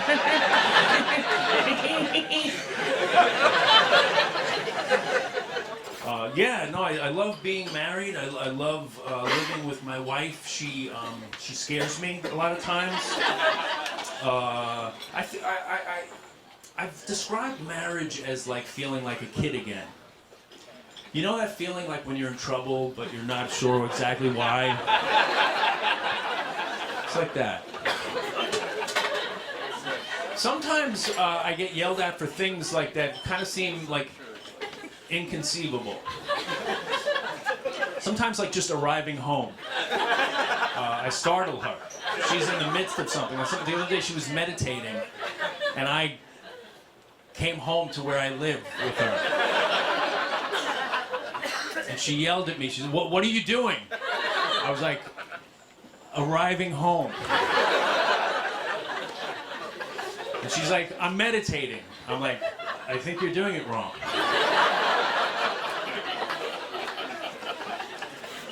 Love her very much. She and I do not sext one another. No judgment if you do. We just don't sext. What we do is we send one another properties on Zillow or Trulia. That's like our dirty talk. We're like, 3 bedrooms, 2 bathrooms. You are a bad girl. Let's go, Sheriff. Or if we really want to get naughty, we'll send properties that are way out of our price range.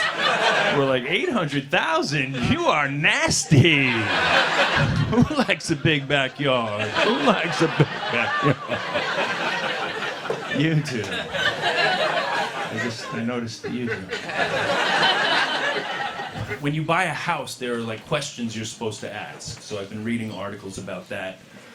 They tell you to ask certain questions. How long were the previous owners living here? What repairs did they make? And then there was an article that said to ask, are there sex offenders in the neighborhood? Which I didn't feel comfortable asking that, looking the way I do. Like, I'd be like, babe, I think you better handle that. I don't want to be like, so, what's the competition like in the area? I want to get a handle on what I'm getting myself into.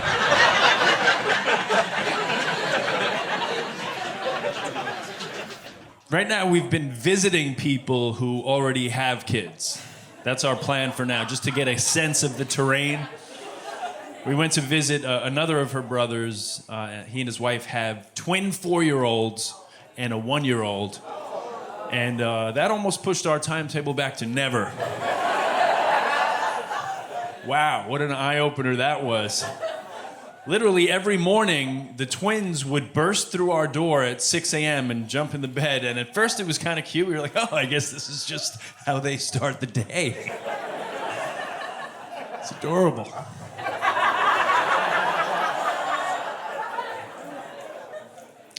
The second day, they came through again at 6. We just pretended like we were still asleep.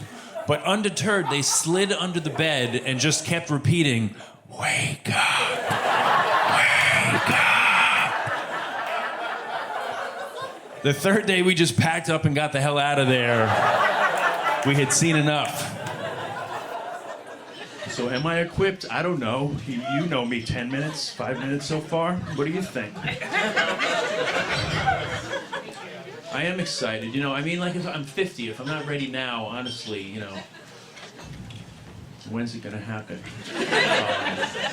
But it is exciting. You know, it was welcome news for many reasons. Mostly because we were trying and because I'd been experiencing erectile issues. Not the good kind, if there is such a thing. Is there such a thing as good erectile issues? Like, doc, you gotta help me. It's just erect all the time. It's getting to be an issue. No, mine were intermittent, which is not what you want, obviously, in your erections. You want them on demand, like your Wi-Fi, as many bars as possible. But alas, mine had become intermittent. So I've been taking Viagra, which helps with the situation, but it does take some of the spontaneity out of the amorous proceedings. It requires some planning. So I'll say, babe, I'm thinking of taking a Viagra. What does your next hour and a half look like? And does the thought of me with a medically induced erection factor into how you see that going?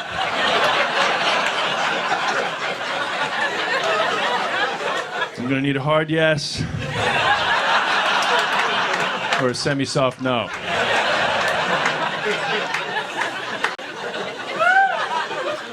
Sometimes even with the planning, it does not work out. One time I took a Viagra, about an hour went by, I said, babe, it's go time. She said, actually, I'm sorry, I'm not in the mood. Is it okay if we watch a movie instead?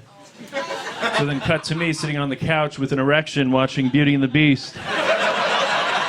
Singing Perhaps There's Something There That Wasn't There Before.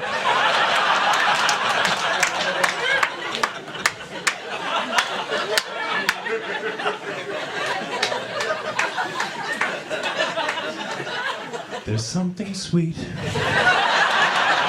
almost kind, but he was mean and he was crossing on your time. But now he is sweet and so much more. There's something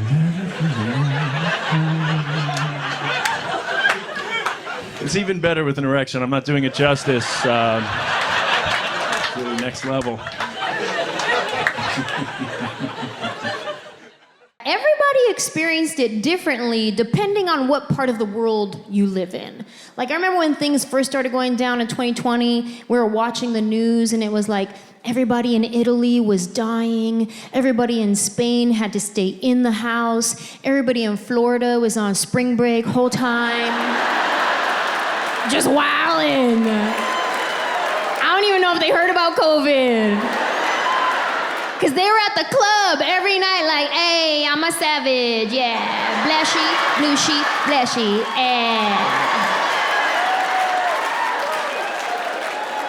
And I was at home watching the news like, Florida. What are you doing? You're embarrassing us. I remember when things started getting real serious and they were like, all right, nobody can go to work, only essential employees. And first of all, let's give it up for any essential employees that are here tonight. We thank you. We appreciate you. We are grateful for you. Whether you were in the ER or at Trader Joe's. It was a scary time. We didn't know what was happening, and you put that Hawaiian shirt on and you showed up. We appreciate that. It was an emergency. I needed my honey sesame cashews. They said only essential employees can go to work. So in my mind, I was visualizing all these high-rise buildings empty, cubicles empty, offices empty. It did not compute in my brain that that also meant TJ Maxx was closed.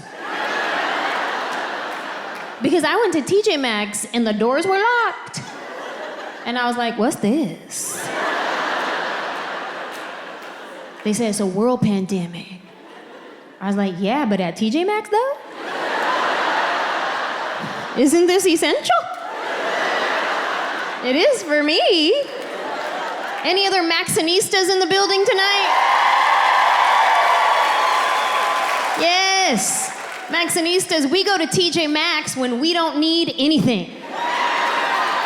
It's just a part of our mental health day.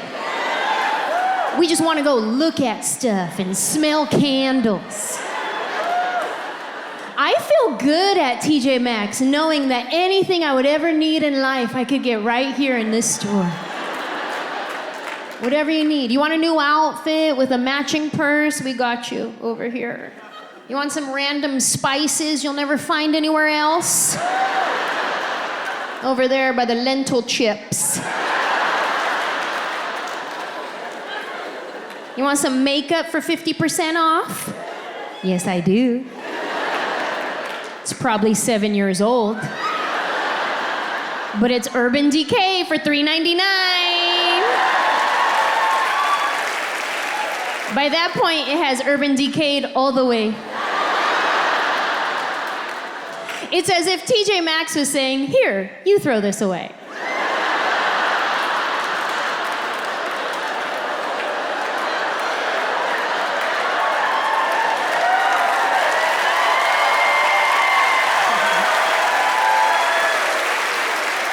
I love TJ Maxx. But they always get me at the end in that zigzag register line. Right? Where they have all the last minute buys. All the things you didn't know you needed in your life. I can be walking around TJ Maxx for like an hour. I have 2 things in my cart. Then I start making my way through the line. By the time I get to the register, 87 items. All right here in the home stretch, you start walking through, you're like, oh wow, candles, coffee mugs, dog treats, slippers, wow. And then the line starts moving too fast. You're like, wait, I didn't get to see everything yet, hold on.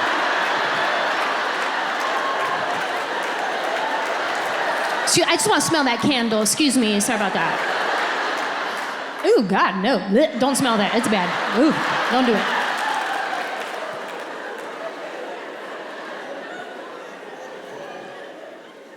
Love TJ Maxx. The doors were locked. I couldn't get in. I tried.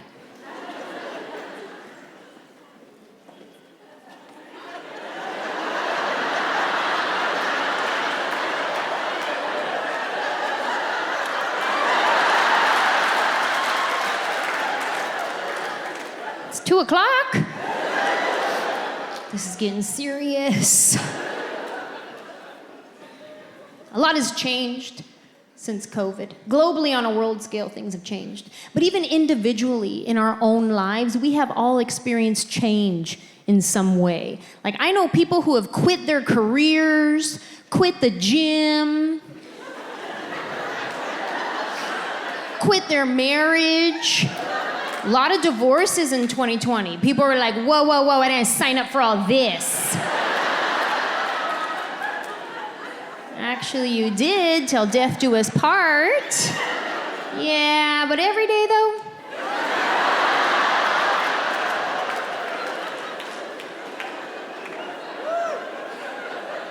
We had some changes happen for us as well. Like right in the beginning of the quarantine lockdown, when everybody was losing work, my best friend and her son moved in with us. And then what happened is they're still there. Yeah, we had said we didn't want kids, and then we adopted a single mom. It's a blessing.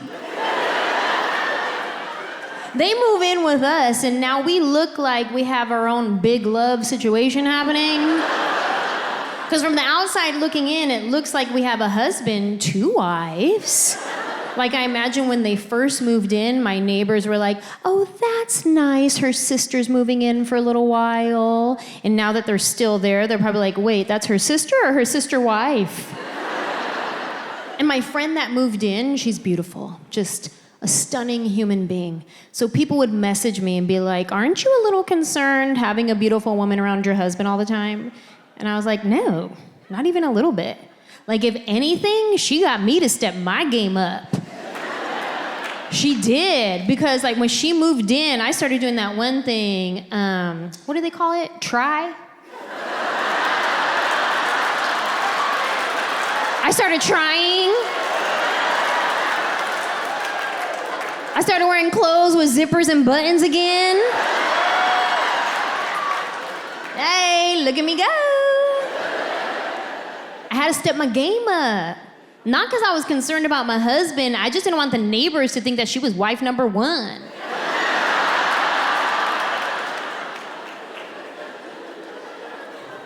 Her son Elijah, he was 10 years old when they first moved in. And he's used to being parented by one person, a single mom who's doing the best she can. So he knew how to work the system. Then they move in with us, and now he has 3 adults looking after him. He loves that part. And we all have a role in the house. Penelope is his mom. She tells him what to do and what not to do because she's the mom. But if he doesn't listen, that's when my husband, Tio Manuel, steps in. Tio Manuel is like the law of the house. Yes. And my role is I'm the snitch. Say I won't. I'm the one that's like, oh, are you supposed to be watching YouTube videos before school? That's interesting.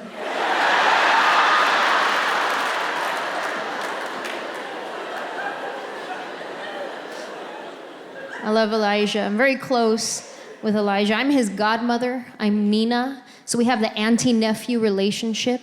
I've been in his life since day 1. Literally the day he was born, I was in the hospital room. I saw his head come out and go right back in. He wasn't ready. It was a long day.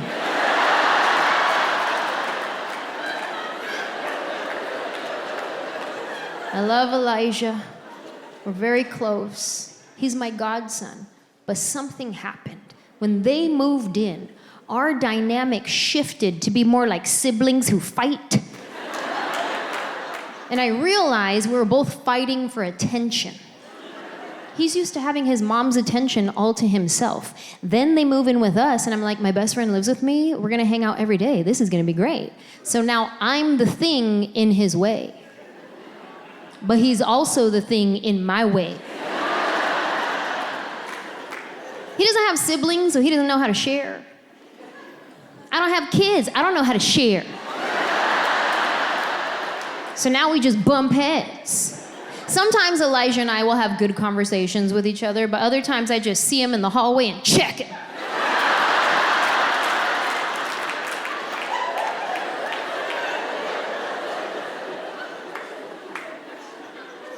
I snitch on Elijah, but he snitches on me too. Because we have security cameras around the house, and he didn't know this at the time, but they record audio. I got a notification on my phone that there was motion in the backyard, so I click on it, what's this? And it's him talking to his mom, and he was complaining about me. I'll tell you guys what happened right before that. Give you a little bit of backstory. We were in the kitchen. He had just popped off at the mouth, was given an attitude, so I was like, okay, me too. So she took him in the backyard to word him up and be like, what are you doing? You can't be giving an attitude, like something like that. I missed the beginning of the conversation. By the time I click on it, all I hear is him telling his mom, oh yeah, well why does Nina gotta be sarcastic? And little does he know, my sarcasm is what paid for this house. So you're welcome.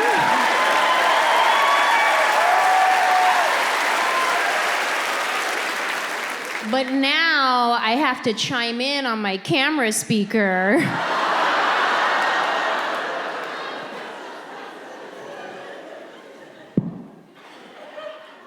Oh yeah, I'm sarcastic? That hurt your feelings? Well, if Nina stops being sarcastic, you start being homeless. I have an incredibly settled home life, right? And it's nice, but I wish it was more exciting sometimes. And the other day, I was talking to this comedian. She's much cooler than me, and she has a really cool dating life. And she said, oh, so I'm dating Jack and his girlfriend now. I'm in a throuple. Like she was getting a new kitchen. And for some reason, to keep up with the Joneses, I said, Connor and I are thinking of becoming a throuple. Went home that night, was sitting in bed next to him. He's reading the latest interest rates on moneysavingexpert.com. And I said, Connor, do you think, can we maybe get a new boyfriend or girlfriend? He went, which one of your bohemian friends have you been talking to now? What do you want to be in a throuple for?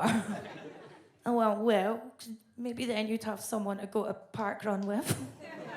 Because I hate it. He went, Fern, I've told you, stop asking me deviant things. You have this idea of yourself in your head that you're a mad slag that loves shagging, when really you just like coming home to me, having dinner and cuddling. I went, okay. Can we get a cat? Can we get a cat and not fuck it? Just a pet cat. When people talk about compromising in a long-term relationship, that's the kind of thing they're talking about. You start off with high aspirations, throuple, 3 ways. It descends to a pet that you don't even want. I like dogs, now we're getting a cat. Anyway, I thought I can't criticise Arlene Foster for being closeted and not say I've had a few women in my time myself. So I says I was bi properly, and this time I did it during a stand-up set on telly.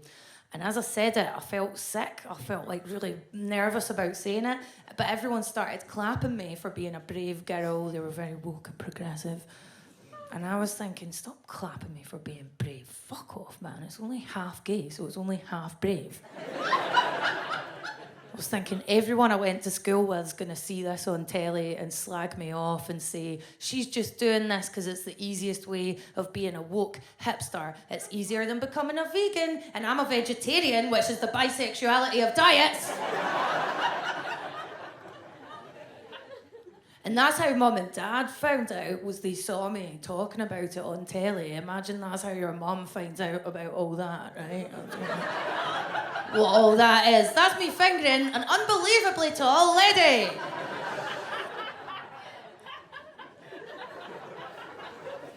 My mum phoned me up to ask me about it after the programme came out. And she asked me about it the way only a Scottish Catholic mother does, which is by not asking you. For about 10 minutes of the phone call, there was just a series of disconnected facts. Hello, Fern. I made a carrot cake today. Then I went to Zumba. Then I picked sweet peas in the garden.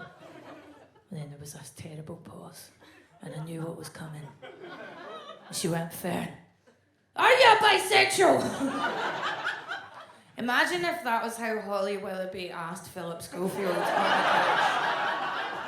The Scottish way, by screaming it in his face. I was like, yeah, Mum, and you told me it was disgusting the first time you found out. No, I didn't. How dare you? Anyway, I've changed since you were a teenager. Because I've seen the musical Kinky Boots. And that changed everything. Isn't that amazing that art can move people in profound ways? One of Broadway's shittest musicals, Kinky Boots, turned my mum from being a homophobe into someone who pretends not to be a homophobe. And I go out with women that are like my mum. They're always quite intense. They're always fucking mental. And I really judge men who say they're always going out with mental women. I think it's quite misogynistic. So can I just say at this point in the show, I met my first girlfriend in a mental hospital. So she was fucking mental. You know, diagnosed. We both were. It was a great match. Her name was Rita. She was a tiny little skinhead butch. We were both 16-year-olds in a mental hospital. You know how it goes in your teens. You read Sylvia Plath, you go in a mental hospital. Rita used to write me these love letters that would open with things like, who's the funniest girl in all of Willow Grove's Children and Adolescent Psychiatric Daycare Unit? It's Fern Brady. Who makes the best potato prints about her feelings in occupational therapy? On Thursdays with Nurse Linda. That's right, this guy. And then there was a terrible drawing of some palm trees on a beach done in crayon, and it said, when I look into this lassie's eyes across group therapy with that bitch Nurse Fiona, I can see the sun setting on a beach. And it's all because of... That's right! What a cracking lover I am. So Rita had given me this wonderful necklace along with a letter. The necklace was a very classy necklace from the Elizabeth Duke at Argos range. Oh good, some scum get that reference. Posh people of Glasgow, Elizabeth Duke at Argos was a range of jewellery where working class people could express earnest emotions at a fantastic price. Rita gave me this necklace. It said something on it like, love lasts forever, which in Rita's voice I definitely heard as a threat. And my mum found the letter and the necklace when I was 16 and she went nuts at me. She was like, this is disgusting. This is vile. I was mortified, like, well, I guess this is how she finds out I've been fingering girls in a mental unit on my lunch break. I like how non-judgmental you guys are about that. Yous understand there's not much to do in women's psychiatric units. You learn to finger bang and you learn to play pool to an incredibly high standard. Then Mum stopped shouting at me and she went, Fern, what upsets me the most is I just cannot believe you would pretend to like other girls in order to steal their jewellery. Excuse me? Now, a few of you know what's going on at this point, right? There's a type of person who sees the whole world as straight and then they tell themselves any story to get to that conclusion. My mum's one of those. My mum would rather tell herself a story in which I am a jewellery thief running some sort of a heist. Not for good diamonds, not for Chopard or Cartier diamonds. Elizabeth Duke at Argos, £10 necklaces, fingering girls against my will. All as part of the grand jewellery thief heist in a mental hospital. But you see how it happens, because they had a thing when I was a kid called Section 28, where Margaret Thatcher said that you couldn't teach primary school kids that LGBT people exist. Not teach how to give blowies or how to lick fannies, just that they exist. Right? I'm not saying this to try and be right on, but yeah, when they ban teaching things like that on the curriculum, I look back and think of the amount of utter bullshit that my teachers taught me at primary school. I went to a school where there was a crucifix on the wall of the assembly hall, there to there. Teacher told us that was the actual cross Jesus died on. Why is Jesus 1 foot tall? Why is his final resting place Scotland? I used to like to do this in class when I was 5. I was bored, right? Just move my head from side to side, something to do. Right? And my teacher said, you know, Fern, that's all well and good, but the brain is attached to the top of the skull and it gradually comes loose, and the more you do that, the more likely it is that your brain will collapse in your skull, killing you instantly. Teachers are maniacs. I had the best year of my primary school career not being taught the curriculum. When I was 8 years old, I had a teacher, Mr. Curran. Mr. Curran was drunk the entire school year. If you're a child, this doesn't register. You just think, why is this adult more fun than all the other adults? Didn't teach us anything, just came in every day, sat us on the carpet and told us stories about walking his 3-legged dog in the woods. Now one day, he sat us all down and he said, kids, while I was walking my 3-legged dog in the woods today, I found something very special. And he had a shoebox in his lap. No, he just went, oh God. I don't know what kind of school you went to. But this isn't the point in the story where he's like, it's my big willy! Now suck it! Bitches. Get your mind out the gutter. Because something beautiful's about to happen. He said, I found a little badger. I swear to God, he opened the shoebox and a badger come out. So beautiful. Greatest thing that had happened in my childhood at that point. Every day for a year, didn't do any arithmetic, didn't do any handwriting, just had this drunk guy stoating about with a badger in a box. One day, he said, listen kids, I'm going out of the classroom for a bit. You're 8, you can take care of yourselves. Well, I'm down the pub. Do not get Mr. Badger out his box. He's a wild animal. I'll get him out when I come back. I was a very good kid. I never broke the rules. However, I sat next to 2 very nasty boys, Lee and Kevin. They're definitely in prison now. And I said to them, I love having Mr. Badger in class. I think he's the best thing to happen to primary 4. Lee and Kevin turned to me and said, this is hard to say.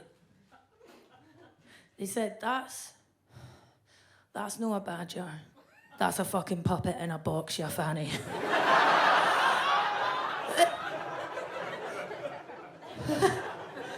Do you know in The Matrix, when Neo finds out reality isn't real?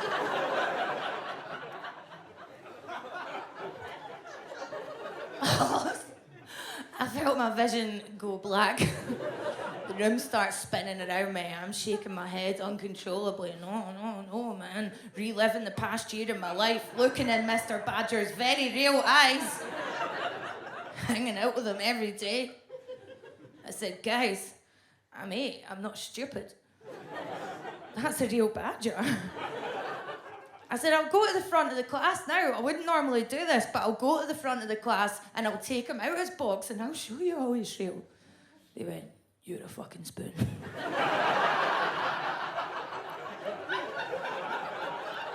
If this does go to America, there's no way of translating that.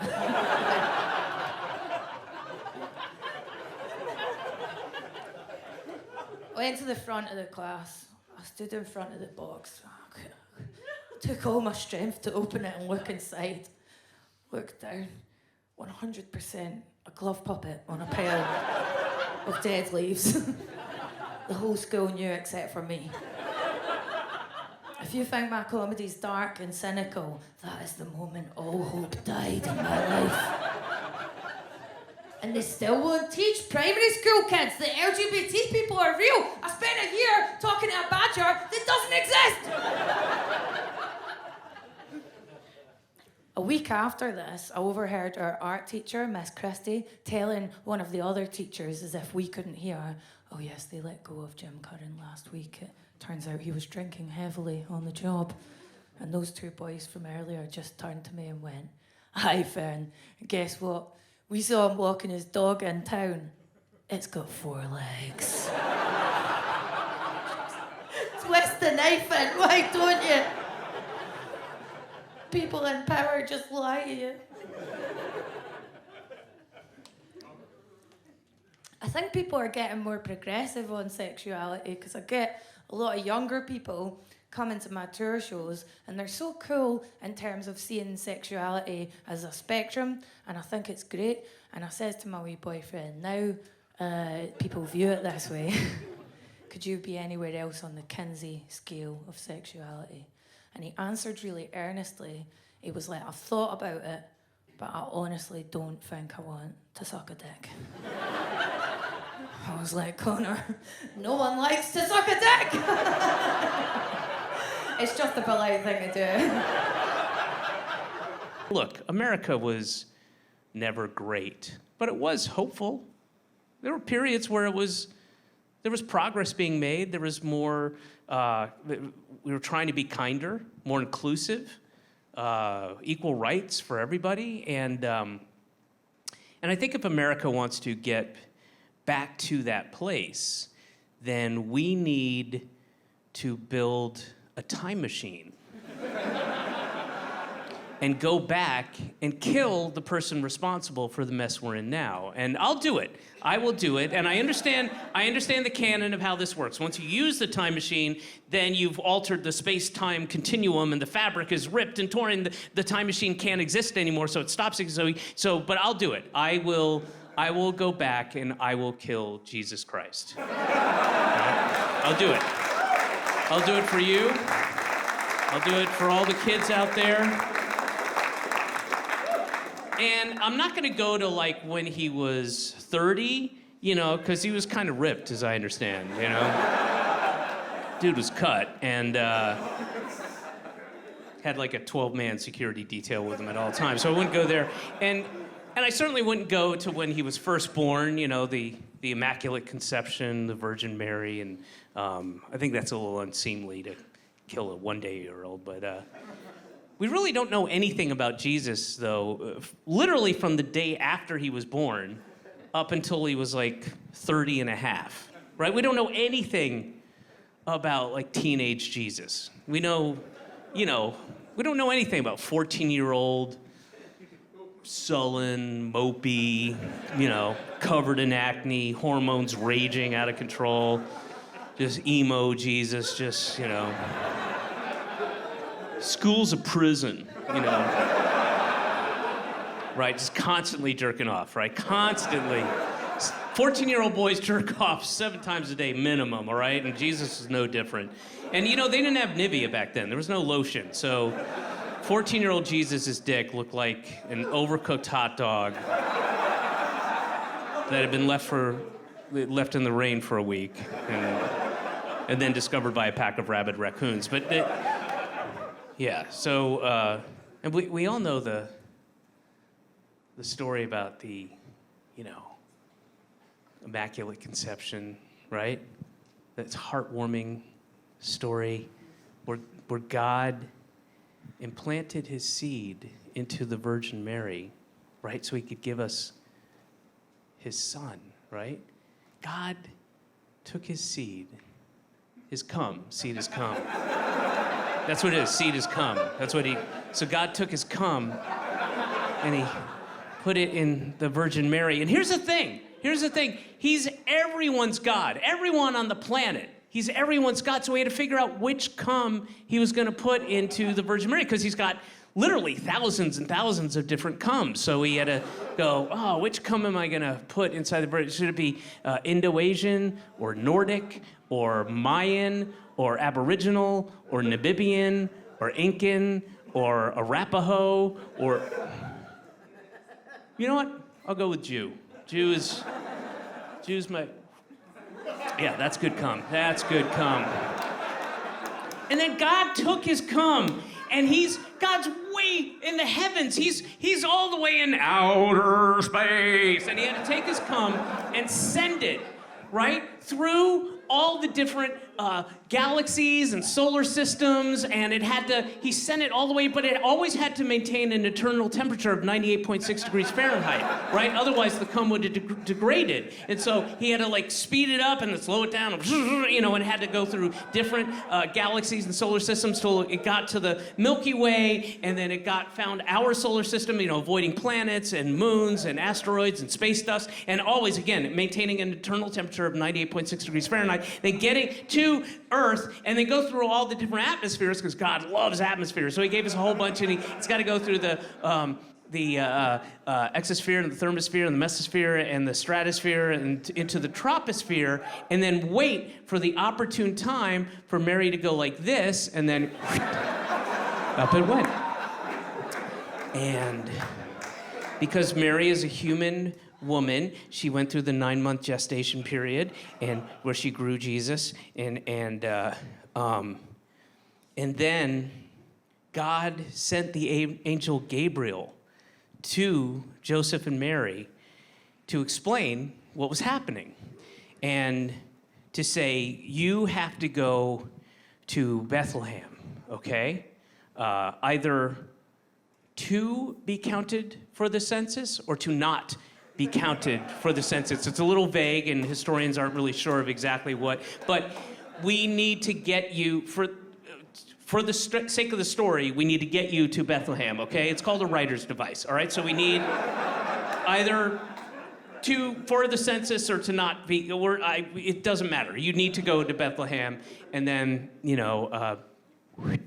Gabriel went back up the chimney, and then Joseph put Mary on their donkey, Dinkles, that was the name of the donkey.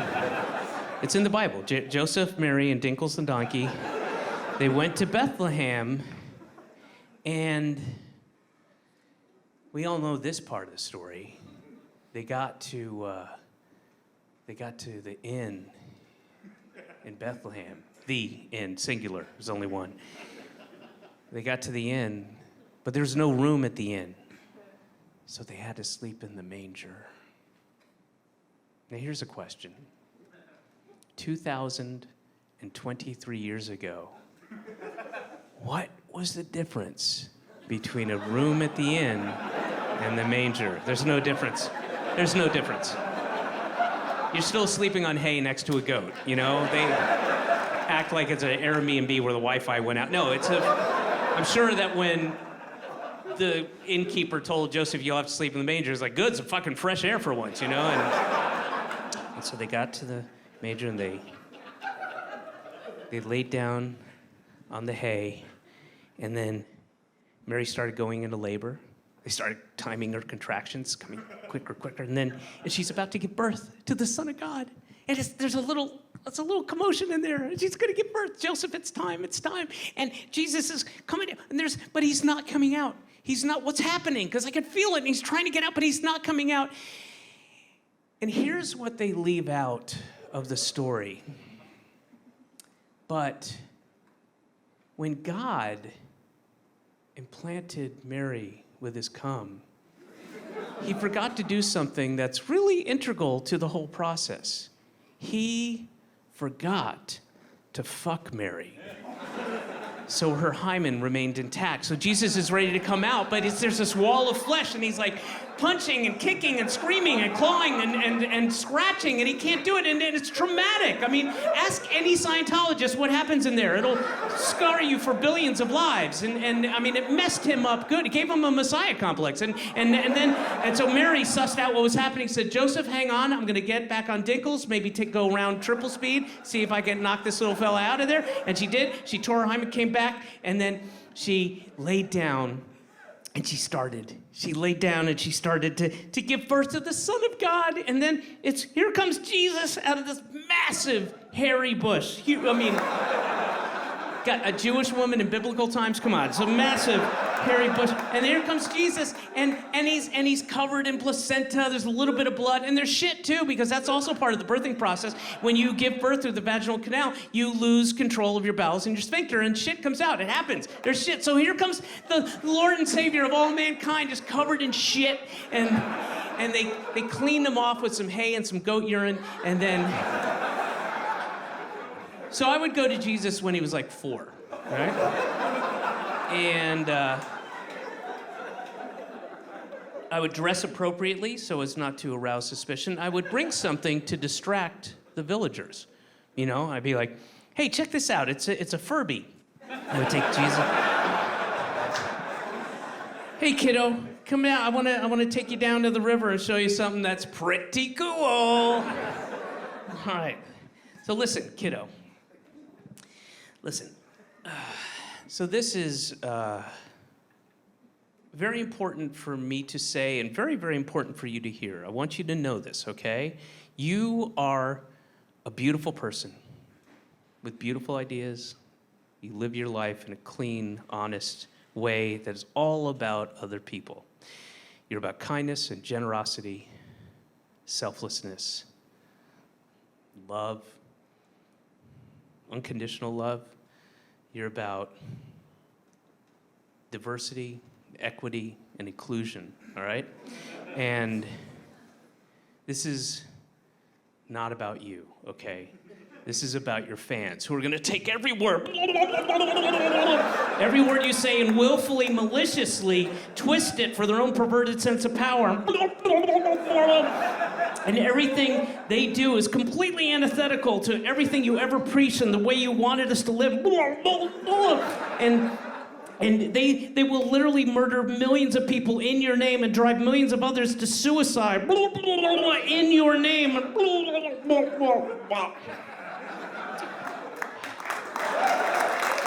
All right, Chicago.